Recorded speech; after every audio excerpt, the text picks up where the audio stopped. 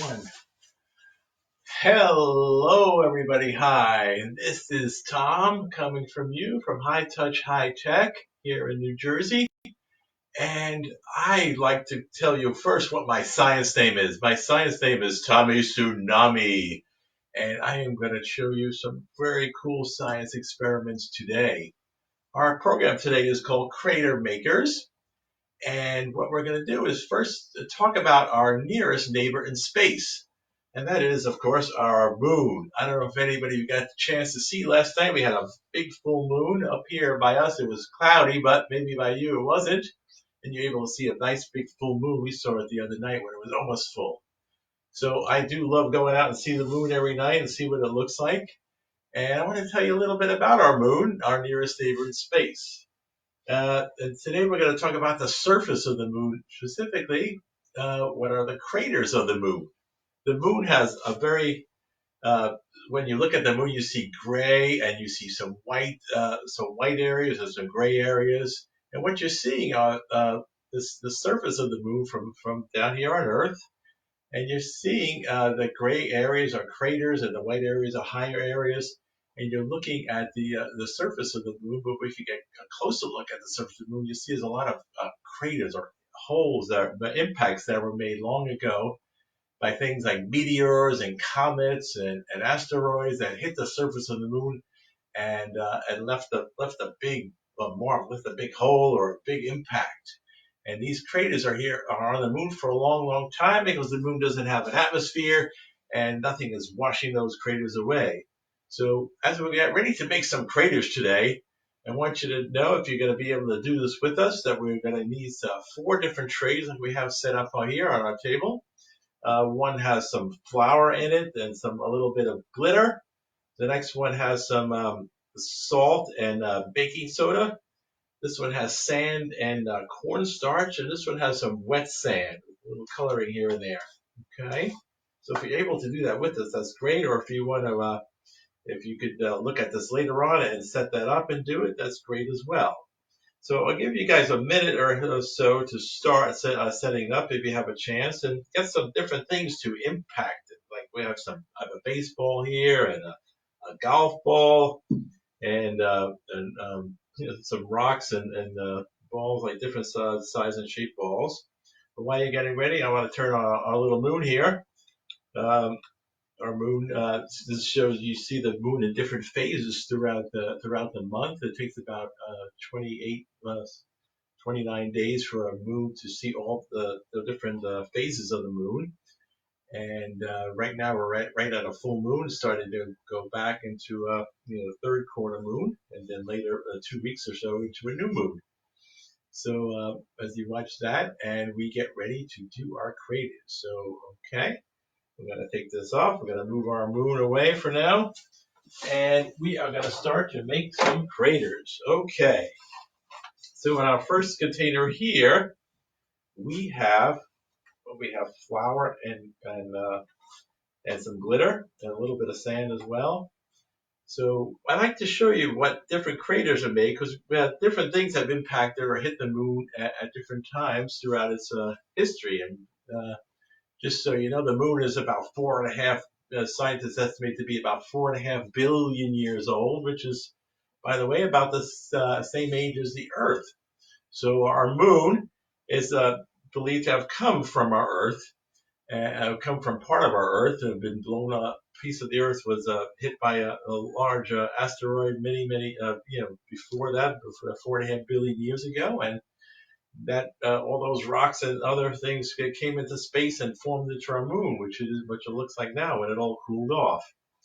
So we're going to look at different impacts. We have a baseball, a golf ball, and some rocks here, and we make impacts because different meteors or comets have hit the moon at different speeds and from different angles.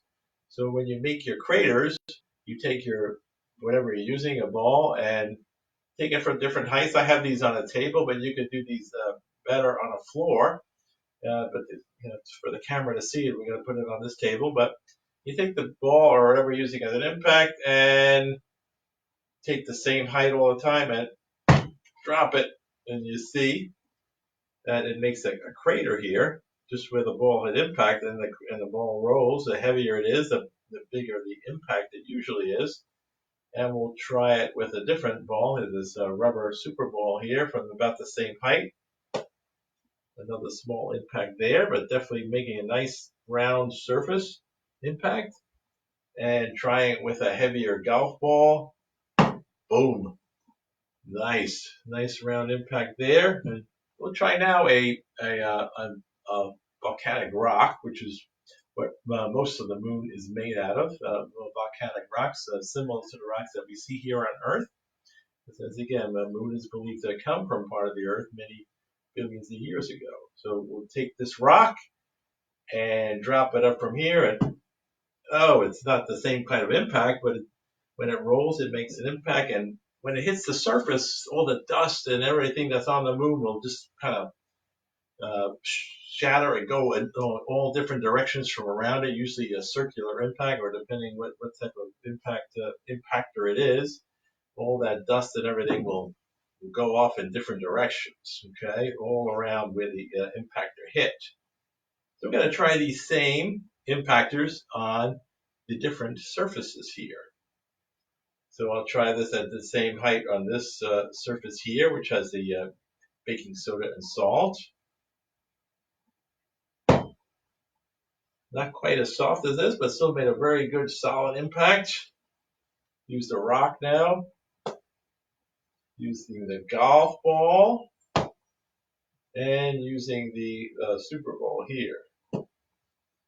Then making very nice impacts here on the surface. So you're seeing the different craters from the different balls here. This tends to make a little bit larger impact than the flower did on this crater box here. So we'll go to this box here, which is a sand, glitter, and cornstarch in it. And I made a little bit of a mountain on this one to show you that wherever the impactor hits, it's going to stay there, make an impact as well. If it hit on the side of a mountain, it may roll off. That one rolled off, and that one stayed on. So we'll go show you all of these once we go through the whole 4 of them here. And now we'll go through and do the same impactors on the wet sand, which is over here. Doesn't make as deep an impact as it does there, but more permanent. And that one, and that one, and that one. So you can try these impactors. You can see, it may be hard to see on the film, but you can see the impacts that were made with the different impactors on the different surfaces. Okay, take this one off of here and show you that if you can see it. I hope. But try this at different. If you don't have the same materials at home, try it on sand, or try it on. Maybe you have some other things at home that you could try it with. Even things like you have some clay or some clean cat litter. Maybe you could even try it on that. With any type of soft material they have, soil. You have like potting soil. You could try one on that with that material. Just try it on different materials, and also try it at different heights. So if I try it at a higher height like that, it makes a lot more dust came up on that one. As you see, if I throw it high, whoosh, a lot of dust there. They use different surfaces like this heavier ball and throw it, or even try it in, because meteors and ions can come straight down. They can come down at a side and throw it at different angles. And you'll see that impacts become a lot different. So impacts would be depending on how fast that meteor, comet, or asteroid is coming into the surface, or what angle it's coming in at, or how far in space it's coming from. Because in space, there's a lot of things floating around. Besides our planets and our stars, you have asteroids which are going around in orbit just like the Earth and the other planets are. You have comets, which are mostly ice and dust and rock particles, traveling in a path in space, and some meteors that become meteorites when they impact the surface, and they leave an impact, different impact as well. So the size of the what impacts the moon that determines what type of impact you have, or what type of crater you're going to find. And craters are not just found on the moon and in other planets. Well, here on Earth, we've had lots of craters from way back in the past. Down in South Africa, there's a very large and very old crater being estimated to be about two plus billion years old. And that crater is, we don't see craters on Earth the same way because we have water, and that water will erode and weather that surface and make it flat. So some craters that impacted may not be as visible as they are on the moon because there's no air or water on the moon to smooth them out. So craters that hit the moon, 2 billion years ago may look pretty much the same as they do now. But here on Earth, all that weathering will smooth them out. So we have lots of craters here on Earth. So if you're going to try this, guys, to try this at home, just find whatever you have at home, rocks, balls, or do it outside, hopefully, because it can make a mess if you hit them really hard. It make a nice impact here, like that. So what I wanted to do, it's because this is one experiment that we're going to do today, and so I wanted to show you one last thing as we close this experiment of the day up, and hopefully you get a chance to do this here at home. What I like to show you is since we've come to the moon, and scientists have gone to the moon and studied it and brought home rocks that look just like rocks on the Earth here, and we have, we've gone to the moon over 50 years ago now, and hopefully the scientists are, considering going back to the moon in the near future again for other more scientific studies. But as we go, as scientists have gone to the moon, they've been able to study, its surface and its geology and what it's like up there. And what we want to do now is, since we've gone to the moon, we want to end this experiment with a blast off from the moon. Okay. So what I have here is just to close our experiment. We're going to use these little Alka-Seltzer tablets here and blast off from the moon and close our experiment for today. Okay. So we have here some rockets, and we have some water in here with these Alka-Seltzer tablets. When I turn them upside down, it starts a chemical reaction.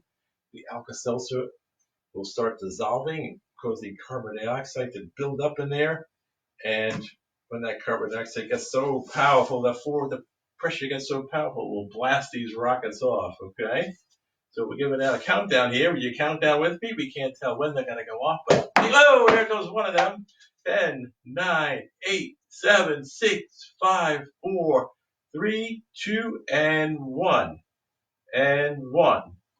This one's really waiting a long time. I think it's going to give you a really big blast. Whoa, there it goes. Thank you, guys. I do hope you liked our experiment today, our making craters, and we're talking about our nearest neighbor in space, the moon. And this is Tommy Tsunami from High Touch High Tech. If you enjoyed and get to try this experiment at home. And thank you guys for being with us. We'll be back again tomorrow. Stay safe and be well. Thank you so much. Bye.